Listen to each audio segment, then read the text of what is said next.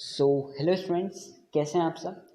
और आज का जो वीडियो है ये बहुत इंटरेस्टिंग होने वाला है, क्योंकि आज से हम एक नया चैप्टर स्टार्ट कर रहे हैं जो कि आपका चैप्टर सेकंड, ठीक है, रिसोर्सेज ऑफ इंडिया का सेकंड पार्ट।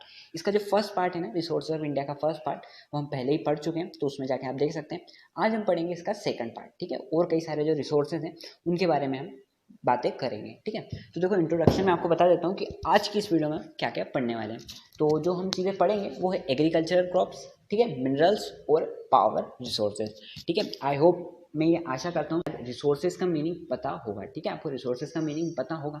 अगर आपको नहीं पता है तो रिसोर्सेज ऑफ इंडिया के फर्स्ट पार्ट की उसकी जो फर्स्ट वाली वीडियो है ना, वो जाके आपको देख लेना है, ठीक है। कुछ नहीं करना, मेरे चैनल में जाना है और वहाँ पे प्लेलिस्ट ऑप्शन मिल जाएगा, आपको चैप्टर 1 मिल जाएगा रिसोर्सेज ऑफ इंडिया का फर्स्ट पार्ट, तो उस पर आपको क्लिक कर देना है और उस प्लेलिस्ट की जो फर्स्ट वीडियो है ना, उस वीडियो को आपको देख लेना, उससे आपको रिसोर्सेज का पूरा नॉलेज हो जाएगा। तो इस वीडियो में आप थोड़ा बहुत बता देंगे टेम्परेट, जितना काम चल जाएगा, ठीक है। तो चलो जल्दी से स्टार्ट कर देते हैं। उससे पहले मैं आपको रिसोर्सेज भी बता देता हूँ कि रिसोर्सेज क्या होते हैं। तो रिसोर्सेज देखिए क्या होते हैं, ये डेफिनेशन दिखी गई होगी, इसका मैं आपको हिंदी मीनिंग बता देता हूँ। Anything which fulfils human wants और मोर और less it helps in solving problems are called resources, ठीक है। एनीथिंग मतलब कुछ भी हो सकता है जो क्या करे, फुलफिल यानी कि पूर्ण करे ह्यूमन वांट्स को, मतलब मनुष्य की जो इच्छाएं होती है उनको, और मोर और less it helps in solving problems, ठीक है, और मदद करें प्रॉब्लम्स को सॉल्व करने में, उसे हम कहते हैं रिसोर्सेज, ठीक है बच्चों। इसका मीनिंग है कि कुछ भी चीज़ हो सकती है जो क्या करे, मनुष्य की इच्छाओं को पूरा करे और उसके जो प्रॉब्लम्स आती हैं उन्हें सॉल्व करने, उन्हें हेल्प मदद करे सॉल्व करने में, उन्हें ही हम कहते हैं रिसोर्सेज, ठीक है। इसकी सीधी सी डेफिनेशन है। और रिसोर्सेज तो आप करें कितनी चीज़ें बता सकते हैं, है ना, ये तो हम इतने डीपली नहीं जा रहे हैं बस, ठीक है। तो रिसोर्सेज यहीं कंप्लीट हो जाता है ना, और रिसोर्सेज हम यहीं तक पढ़ेंगे। अब इसके बाद देखो, अब हम आते हैं हमारे एग्रीकल्चरल क्रॉप्स की तरफ, ठीक है। और बेसिकली एग्रीकल्चरल क्रॉप्स कहाँ के, ऑफ इंडिया, ठीक है, agricultural crops of India, okay. India की बात करते हैं, इंडिया में रहते हैं तो देखो इसमें, है ना, जो एग्रीकल्चरल क्रॉप्स होती हैं, ठीक है, इन्हें क्या गया है, बांटा गया है, ठीक है, डिस्ट्रीब्यूट किया गया है, ओके।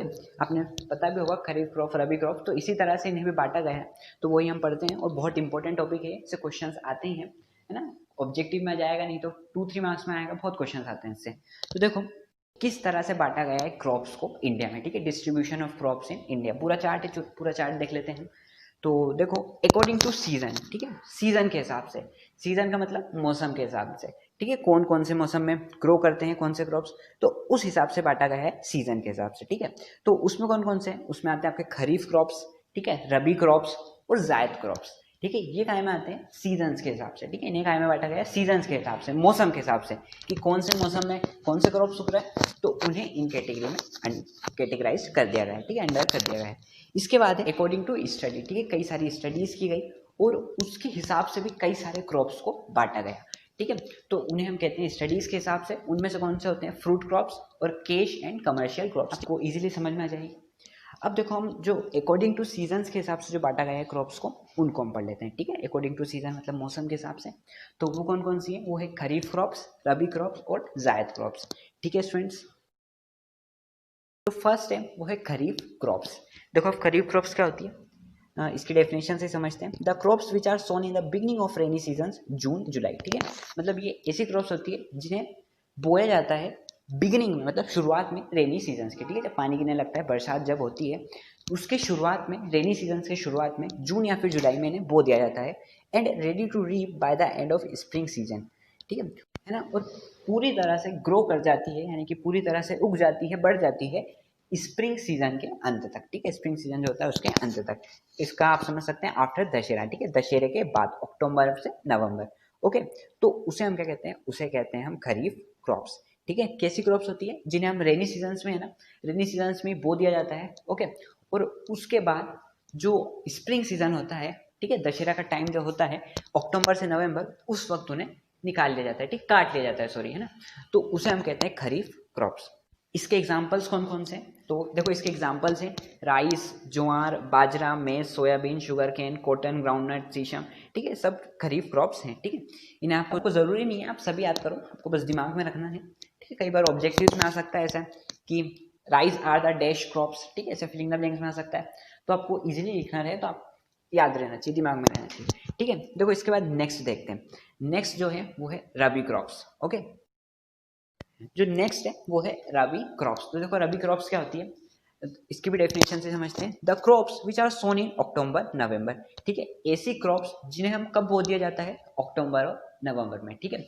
जो पहले वाली क्रॉप्स थी हमारी खरीफ क्रॉप्स, उन्हें कब काटा जाता था, अक्टूबर में या नवंबर में, ठीक है। मतलब जब उन्हें काट लिया जाता है तब इन्हें बो दिया जाता है। कौन सी क्रॉप्स, रबी क्रॉप्स, ठीक है, याद रखना।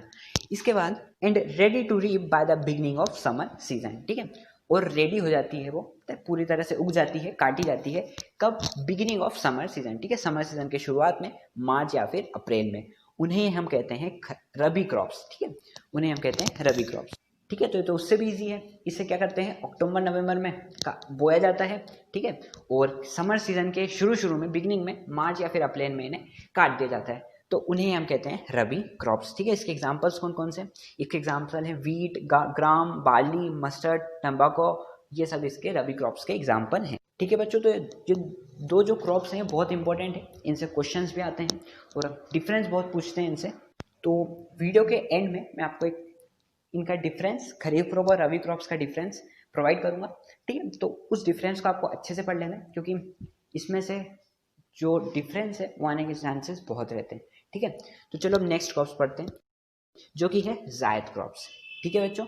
जायद क्रॉप्स ना, कई सारे टीचर्स जैद क्रॉप्स भी बोलते हैं, लेकिन मैं जायद क्रॉप्स भी बोलता हूँ। देखो क्रॉप्स कौन से क्रॉप्स होते हैं, तो ये है the crops which are grown specially in summer seasons are called zaid crops, ठीक है। ये भी बहुत इजी है कि ऐसे क्रॉप्स जो समर सीजन्स में ग्रो किए जाते हैं उन्हें हम कहते हैं जायद क्रॉप्स, ठीक है। तो इसमें भी आप कई सारे एग्जांपल्स लिख सकते हैं जो समर सीजन्स में ग्रो किए जाते हैं, ठीक है। और आपका ये होमवर्क भी है कि आपको ऐसे क्रॉप्स के नाम लिखना है जो समर सीजन्स में ग्रो होते हैं, ठीक है, जायद क्रॉप्स। ओके, आपको अभी काम करना है, आपको सोचना है, ठीक है, आपको सर्च नहीं करना कि आप गूगल पे चले गए, गूगल पे सर्च कर दिया, नहीं, आपको खुद से लिखना है, आपको खुद के दिमाग से लिखना है कि कौन से ऐसे क्रॉप्स होते हैं जो समर सीजन में ग्रो किए जाते हैं और उन्हें हम जायद क्रॉप्स कह सकते हैं, ठीक है स्टूडेंट्स। तो चलो, ये हो चुके हैं हमारे 3 क्रॉप्स, ठीक है, जिन्हें सीजन के हिसाब से बांटा गया है, ठीक है, कि कौन कौन से मौसम में उगता है, कौन कौन से मौसम में उगता है, ये हो चुका है।